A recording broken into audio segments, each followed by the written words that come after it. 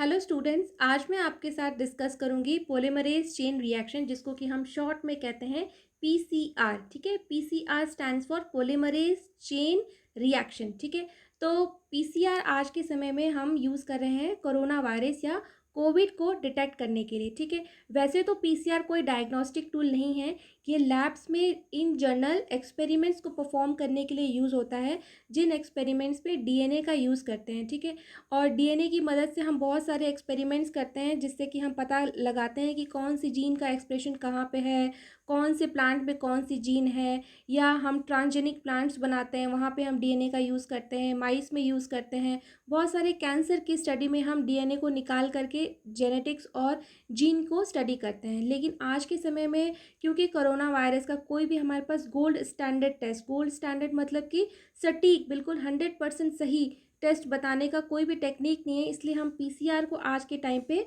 आज ए gold standard test use कर रहे हैं। ठीक है, तो पीसीआर में होता क्या है, पीसीआर में बेसिकली 3 स्टेप्स इन्वॉल्व रहते हैं। ठीक है, तो पहला स्टेप होता है वो है denaturing of double standard DNA. ठीक है, तो आप सबको पता है डीएनए जो है हमारा डबल हेलिकल स्ट्रैंड होता है, इसमें 2 स्ट्रैंड्स होते हैं जो कि आपस में इस तरीके से लिपटे हुए रहते हैं। ठीक है, तो सबसे पहले पीसीआर में क्या होता है कि जो भी डीएनए होता है उसको हम डीनेचर कहते हैं। डीनेचर मतलब इसके अंदर की ये जो कॉइलिंग होती है इसको खोलते हैं और इन दोनों स्ट्रैंड्स को अलग करते हैं। ठीक है, अलग अलग टैम्पलेट के फॉर्म में अलग अलग करते हैं, तो इस स्टेप को डीनेचरिंग कहा जाता है और इसके लिए 94 डिग्री टेम्परेचर रिक्वायर्ड रहता है। ठीक है, तो पीसीआर की एक मशीन आती है जिसमें इस तरह का पूरा सेटअप करने के लिए सारा कुछ मशीन के अंदर लगा रहता है। ठीक है, तो उसके अंदर केवल हमें प्रोग्रामिंग सेट करनी होती है कि डीनेचरिंग टेम्परेचर क्या होता है। ठीक है, डीनेचरिंग में क्या होता है कि डीएनए स्ट्रैंड जो है इसकी कॉइलिंग खुलती है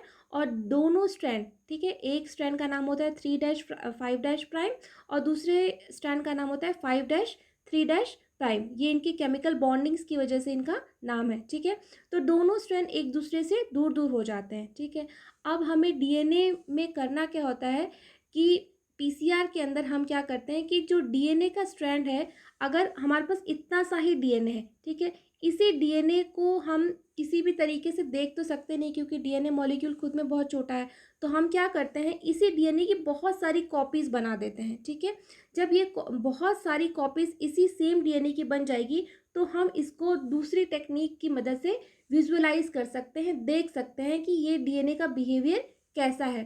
तो पॉलीमरेज चेन रिएक्शन का काम यही होता है कि ये थोड़े से अमाउंट के से डीएनए को भी बहुत सारे अमाउंट में कर देती है ताकि हम उस डीएनए को एनालाइज कर सकें। ठीक है, तो पॉलीमरेज चेन रिएक्शन का काम यही होता है। तो थोड़ा सा जो डीएनए था हमारे पास, हमने उसको लिया, उस डीएनए के स्ट्रैंड्स को हमने अलग अलग किया, फिर इस डीएनए में हम एनिलिंग स्टेप, जो सेकेंड स्टेप है वो है एनिलिंग का। ठीक है, एनिलिंग में क्या करते हैं हम इस डीएनए के स्ट्रैंड में यहाँ पे कुछ जो है अमीनो एसिड सीक्वेंस होते हैं, जैसे ये 4 सीक्वेंस होते हैं ATGC, यही चारों सीक्वेंस पूरे के पूरे जितना भी लंबा डीएनए है, यही चारों सीक्वेंस के अलग अलग जो है कॉम्बिनेशन में यही चारों सीक्वेंस रहते हैं।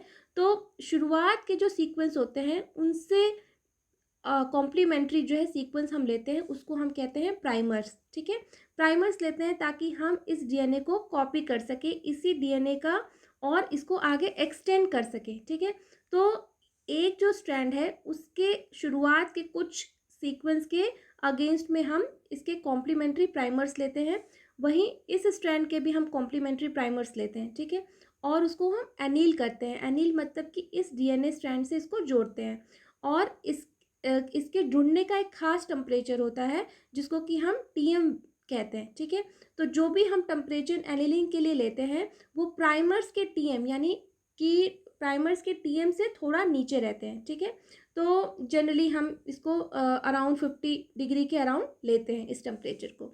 फिर जब एनील हो जाता है ये प्राइमर्स इस डीएनए स्ट्रैंड के ऊपर, तो ये इस डीएनए की और फर्दर कॉपीज़ बनाना शुरू करता है। ठीक है, और इस डीएनए का एक हम यहाँ पे आप देख सकते हो ये धीरे धीरे करके ये पूरी कॉपी बन गई, ये पूरी कॉपी बन गई। तो अब ये डीएनए जो है कॉपी हो गया। पहले हमारे पास डीएनए का ये वाला स्ट्रैंड था, अब हमारे पास डीएनए के 2 स्ट्रैंड आ गए। ठीक है, तो यही रिएक्शन जब हम 2 3 4 5 6 7 8 25 से 30 साइकिल चलाएंगे तो इस तरह के हमारे पास बहुत सारे डीएनए स्ट्रैंड्स आ जाएंगे, है ना, बहुत सारे डीएनए स्ट्रैंड्स आ जाएंगे।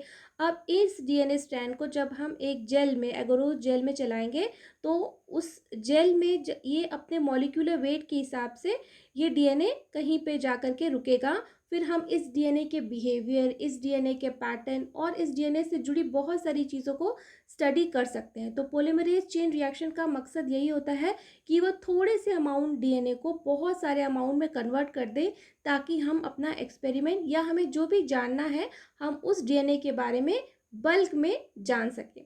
आई होप कि आपको पीसीआर रिएक्शन अच्छे से समझ में आया होगा। Thank you.